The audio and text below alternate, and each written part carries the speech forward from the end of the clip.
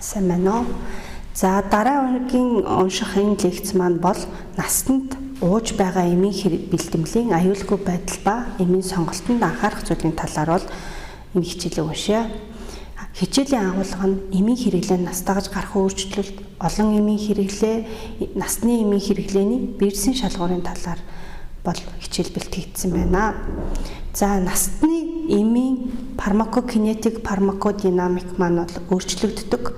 За ялангуяа амар ууж хэрэглэх эмийн үед бол шимэгдэлт бол буурдаг. Энэ маань нас дагаж хотоодны хоосрох хөдөлгөөн удаашрдаг, гидсний гөрүүлзэх хөдөлгөөн удаашрдагтай холбоотой шимэгдэлт бол удаашрдаг байх нь энэ маань антацид эм хэрэгэлдэг, гидсний эм хэрэгэлдэг хүмүүсүүдэд илүүтэй их удаашрах магадaltaй байдаг бахнэ. Харин шимэгдэлт, шингээлтэнд бол онцгой хэмжээний өөрчлөлт бол ордоггүй байх нь.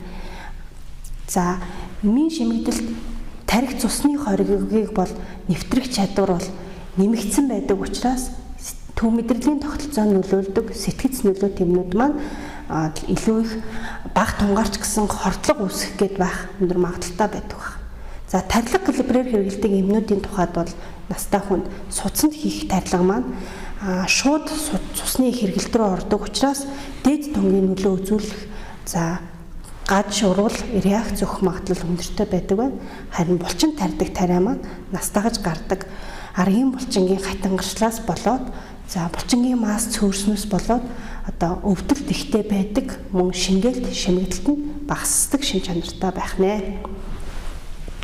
За эмийн бодис маань цусны их хэрэгэлтээс тухайн тэр эдис рүү шимэгдэх процессыг бол фармакокинетикт эмийн тархалт гэдэг ойлголтоор үнэлдэг байх нь. За эмийн тархалтын хувьд бол цусны зүрхний цацах үзүүлэлт буурдаг. За цусны хэмжээ нас дагаж 8 орчим хувиар дунджаар буурдаг. За зөөвөрлөгч уургуудын хэмжээ багасдагтай холбоотойгоор эмийн тархалтанд бол өөрчлөлт ордог байх нэ.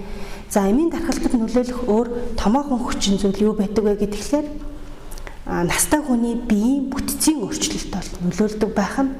Биеийн бүтэц буюу настанд агуулгадах биеийн өөхөнжин ихсдэг нь липопил үйлчилгээтэй. Липопил тосон дуустдаг эмнүүд маань настай хүнд бол байнга ингээд хэрэглээд байхад бол хоримтлагдаж хагас задралын хугацаа уртсаж тэгээд тэр эмийн хордлогод орох магадлал өндөртэй болдог онцлогтой байх нь. Харин усан дуустдаг эмнүүд бол харьцангуй шимэгдэлт багасах шин чанартай байдаг. Яагаад вэ гэхээр эмийн тархалтад бол тухайн насны бие дагуулгадах усны хэмжээтэй ихээхэн хамааралтай байдаг бахнэ. За эмийн бодис маань биед орж хоргоожих үйл явцыг бол эмийн хувирал буюу метаболизм гэдэг үлээ фармакокинетикт хэрэглэдэг. За энэ маань болохоор хаач хувирч болох боловч нийт эмийн ихэнх хувь нь элгэнд бол хувирдаг. Элгэнд хувирахтаа эсэлтэн хувирах, глюкронжин хувирах гэсэн хоёр механизмаар явагддаг энэ үйл явц маань эхний шат буюу эсэлтэн хувирах үйл явц CYP450 ферментийн үйлдвэх настагж буурдагтай холбоотойгоор өөрчлөлт ордог бахнэ. За эмийн бодис түүний метаболитууд бие махбодоос ялгархдаа бөөрөөр ялгардаг. Тэгвэл нас дагах тусам бөөрөнд агуулдаг байгаа нефроны тоо цөөрдөгтэй холбоотойгоор түүдгэн цэрэн шүүлтийн хурд буурдагтай холбоотойгоор эмийн ялгарал мөн буурч бид хоримтлал үүсгэх хандлагатай байдаг бахнэ. За эмийн бодис ингээд бие махбодод ингээд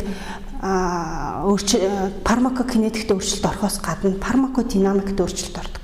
Фармакодинамик гэдэг маань юу вэ гэхээр эмийн бодис маань эмийн үйлчилгээгээ эсэд очиж рецептортэй бэхлэгдэн биохимийн дотор нь явагдаж байгаа биохимийн урвалын зохицуулагч ферментүүдийг нийлэгжүүлэх замаар эмийн үйлчилгээг үзүүлэх үйл явц бас өөрчлөлт ордог бахнэ. Энэ нь юунаас болдог вэ гэхээр эсийн мэдрэмтгий чанар балдагдах, нэвчимтгий чанар бууграх, эд эсийн цусан хангамжийн бууралт. Тэгээд тухайн эд эрхтний өөрийнх нь жингийн бууралтуудаас шалтгаалаад фармакодинамикт мөн өөрчлөлт ордог бахнэ. За настай хүмүүсүүд бол ганцхан архаг өвчтөй байдаггүй. Олон архаг өвчтөй, хавсарсан өвчтөй, шинж тэмдэг ихтэй байдаг учраас олон эмийн хэрэглээтэй байх өндөр эрсдэлтэй байдаг. За нийт настуудын дунд хийгдсэн судалгаагаар 39 буюу 39% нь өдөрт 5 ба түүнээс дээш эмийг эмчийн бичигтэйгээр ууж хэрэглэдэг гэсэн юм судалгааг бүгэлсэн байдаг байна. За хоног дууж байгаа эмийн хэмжээ 5-аас дээш ахыг бол полифармаси гэж нэрлэдэг байна. За полифармаси буюу олон эмийн хэрэглээ маань насанд олон гаж нөлөөг үзүүлдэг байна. За полифармаси тэгвэл ямар үед үүсдэг юм бэ гэхээр эмийг эмих замраагүй хэрэглэхээр нэгдүгээр үүсдэг байна. Хоёрдугаарт нь өөр мэрэгжлийн эмчийн бичсэн жорууд дээр эмийн үйлчилгээний бодисын давхарцсан байх юм бол үүсдэг байна. За настанд онцлог эмнүүдийг тун зохицуулт хэлбэрээр хэрэглэснээс болоод эмийн хордлогын шинж илэрхснээс олон эмийн хэрэглээ үүсдэг байна. За мөн эмийн харилцан үйлчлэл хоорондоо тохиромж муутай байх нь олон эмийн хэрэглээг үүсгэх эрсдэлтэй байх нэ. Настай хүмүүсүүд зохисгүй буруу эмийн хэрэглээнд энэ өртөмхий байдал нь юунаас өртөмхий байдлаасаа болоод эмийн мэдрэмтгий байдал өөрчлөгдөн, эмийн хувирал ялгарл нь өөрчлөгдөн. За олон завраар олон эм хэрэглэх сонирхолтой болно. За энэ байдлаасаа болоод олон эмч дамжиж олон эм бичүүлдэг яах нь. Тэгвэл тэр олон эмийн хэрэглээг зэрэг хэрэглээд ирэхлээр эмийн бодисын нөлөөнөөсөө илүүтэйгээр хордлогын бусад шинж тэмдэг нэмээд насны амьдралын чанарт нөлөөлөх магадaltaй байдаг учраас зарим төрлийн эмүүд настай хүнд хэрэглэхэд эмийн үйлчилгээнээс илүү гаж нөлөө илэрдэг учраас энийг бол зохистой хэрэглүүлэхийн тулд насны эмийн хэрэглээний бирсийн шалгуур гэдэг зүйлийг бол настанд эм бичдэг эмч мэрэгчлэн хэрэглэхийг зөвлөмж болгосон байх нэ.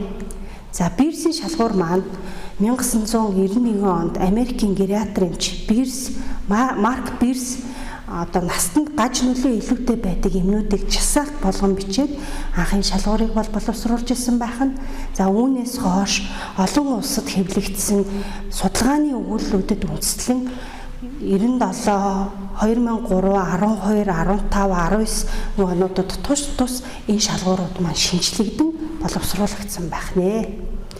За бирсийн шалгуур маань тэгвэл ямар ач холбогдолтой юм бэ гэхлээр настай хүнд эм бичиж өгдөг эмч мэрэгчлэлтэнд аюулгүй байдлыг настанд аюулгүй байдлыг сайжруулахад бол чиглэгддэг байх нь. За зарим нэг насны хам шинж өвчин илэрхээс зайлсхийхэд тусалдаг байх нь. За олон эмийн хэрэглээтэй байгааг эрт танин мэдхэд тусалдаг байх нь. За хамгийн гол нь настанд эм бичиж байгаа эмчид тухайн эм нь эмийн нөлөө үйлчлэх тухайн эмийг шийдвэртэйгээр итгэлтэйгээр сонгох нөхцөлийг бүрдүүлдэг байх нэ. Эмийн хэрэглээтэй холбоотой нарсны энэ бирсийн шалгуураар хизээ үнэлэх вэ гэхлээр за настанд шин зовөр нэмэгдэж гарч ирэх үед нэг үнэлнэ. Мөн олон харахаг хууч эмгэгтэй хүмүүсүүдийг настай хүмүүсүүдийг бол хяндаг өрх сумын эмч мэрэгчлэлтэн мөн гериатр эмч мэрэгчлэлтэн бол тухайн хүний хэрэгжилж байгаа эмнүүдийг хооронд нь ялганд өгөхийн тулд бирсийн шалгуураар үнэлдэг байх нэ. За бирсийн шалгуурд маань 6 бүлэг эмийг бол эмийг 6 бүлэглэж ангилсан байдаг. Үүнд настан хэрэглэхээс зайлсхийх юм, тодорхой өвчин хам шинжүүдийн үед хэрэглэхэд өвчнийг улам хөндрүүлж даамжруулдаг юм, настанд онцгой анхаарал болгоомжтой хэрэглэх юм, за эмийн харилцан үйлчлэлийн улмаас гаж нөлөө илүүтэй илэрдэг юм, бөөрийн үйл ажиллагааны алдагдлаас болоод тун зохицуулах шаардлагатай юм, за хүчтэй холинерик хам шинж үзүүлдэг юм гэх мэтээр ингэж 6 бүлгэлсэн байгаа болно. За бирсийн шалгуурыг бид нар лекцийн хавсрах материалд бол дурдсан байгаа учраас энд бол товчхондоо зарим эмийн юг бол лекцэн дээр дурдж өгнэ. За бирсийн шалгуураар хэвлэгдэн гарсан 500 гаруй өгүүлэл илтгэлүүд байдаг боловч энэ маань бол орсон юмнуудыг эмчнэр мэдхгүйгээр бичээд насанд илэрч байгаа гажнуулаа бол ерөөсөө буурахгүй байгаа гэсэн судалгаанууд бол байдаг байх нь. За биерсийн шалгуурт орсон юмнуудаас настай хүмүүсүүдэд хамгийн их бичигддэг юмнуудад бол өвчин намдаах хүрслийн эсрэг дааврын бос юм, за хим алдагдлын юм, холинерик юм, за бүлэгнэлтийн юмнуудыг бол настай хүнд их бичигдсэн байна гэсэн юм судалгааны өгүүлбэрүүд бол байдаг бахнэ. За настанд онцгой анхаарч болгоомжтой хэрэглэх юм юу байдг юм бэ гэхээр тухайн настай маань хэрэг зүрхний дутагдaltaй байх юм бол бид шингэн хуримтлагдаж зүрхний дутагдлыг даймжруулах нөлөөтэй байдаг учраас тэр хүн за дутагдaltaй настай маань өвчин намдаах хүрслийн эсрэг дааврын бус юм, за цог хоёрыг хориглох юмнуудыг хэрэглэж болохгүй байх нь, за дипридамалын уламжлалын одоо хим алдагдал засдаг дипридины уламжлалын хим алдал засдаг юмнуудыг хэрэглэхийг одоо анхаарч болгоомжлох хэрэгтэй байх нь, за инсулины мэдрэг чанарыг сайжруулдаг юмыг бол анхааралтай хэрэглэх хэрэгтэй байх нэ. За эпилепситэй буюу салганал илэрч байгаа хүмүүсүүдэд болохоор насанд димэрэл үүсэх шалтгаан болдог учраас бупропионин, хлорпромазин, оланципин, трамадолыг хэрэглэхийг бол одоо болгоомжлон хэрэглэх нэ. За димэрэлтэй хүмүүсүүдэд бензодиазепин, хлорпромазин, кортикостероид, за мөн хотуудны шүүрэл зохицуулагч H2 блокаторуудыг бол болгоомжтой хэрэглэх нь мөн тайвшруулах, нойрсуулах юмыг болгоомжтой хэрэглэх нэ. Энэ нь насанд димэрэл үүсэх шалтгаан болдог. За энэ дундаас бол настай хүмүүсүүдэд хамгийн их хэрэглэгдээд бичигдсэн байдаг юм бол хотоодны шүүрэл ялгаралтыг дарангуулах H2 блокаторуудыг бол маш их удаан хугацаагаар хэрэгэлцэн явж байдаг. За үүний шалтгаанд димэрэлтэй хүмүүсүүд бол илүү их бүртгэгддэг онцлогтой байх нэ. За тэнгэрэл димэрлэлээ сэргийлэхийн тулд мөн бензодиазепины бүлгийн, за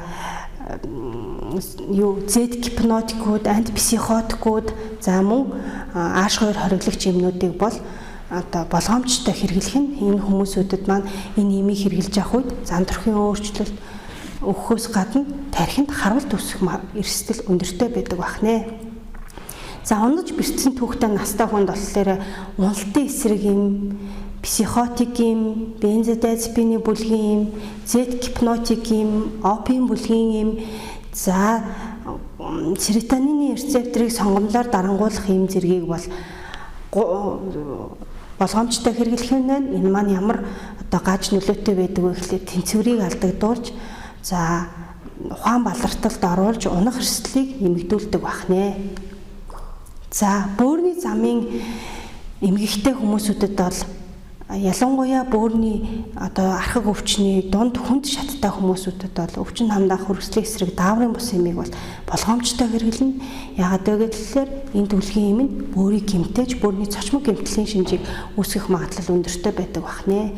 За түрүү булчирхаан хоргүй томролтой хүмүүсүүдэд бол анти холинерик үйлдэлтэй гистамин, за харшлын эсрэг юм, Паркинсоны эсрэг юм, булчин суллах юм, сэтгэл гутралын юм, за давсагны юм, антимускарины бүлтэмлийн юм, за агчил тавиулах юмнуудыг бол болгоомжтой хэрэглэн энэ маань шээсийг ялгаралтыг буруулж бие хуримтлагдахыг нэмэгдүүлдэг онцлогтой байх нэ.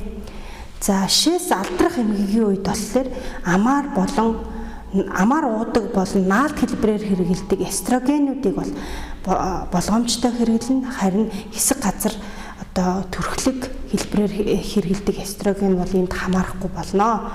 За энэ маань шээс алдрах зоврыг улам бүр нэмэгдүүлдэг байх нэ.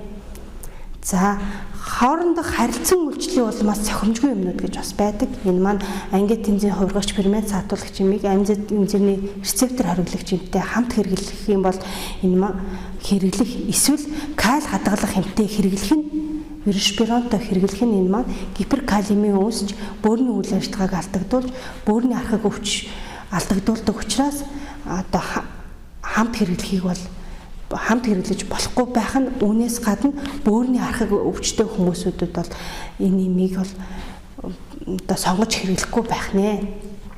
За үүнээс гадна пенитоин, за сефтринийг хамт хэрэглэхгүй байна.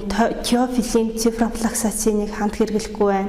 Варфарин, цифрофлоксацин, варфарин, макролидийн бүлгийн антибиотик, варфарин, сефтрин эдрийг хамт хэрэглэхэд болохгүй байна. Энэ маань яадаг вэ гэхээр цус алдах эрсдлийг нэмэгдүүлдэг байх нь, за цусны бүлэгнэх хугацааг бол уртсгадаг юм нөлөөтэй байх нэ.